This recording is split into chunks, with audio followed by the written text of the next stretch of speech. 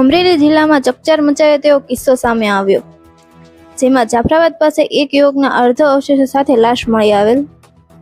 અમરેલી જિલ્લાના જાફરાબાદ તાલુકાના વારા સ્વરૂપ અને ભાગોદર ગામની સીમામાંથી એક યુવકના અર્ધ માનવ અવશેષો મળતા સ્થાનિક વિસ્તારમાં ચકચાર મચી ગયો.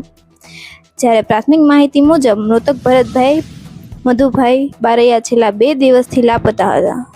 મૃતદેહને કોઈ વન્ય પ્રાણીઓએ ફાડી ખાધો હોવાની પ્રાથમિક આશંકા વ્યક્ત કરવામાં આવી છે.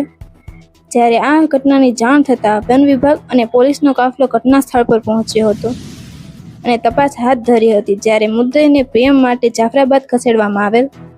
હાલ મોતનું સાચું કારણ પીએમ રિપોર્ટ આવ્યા બાદ સ્પષ્ટ થશે. મૌલિક દોશી, જીએ ન્યૂઝ, અમરેલી.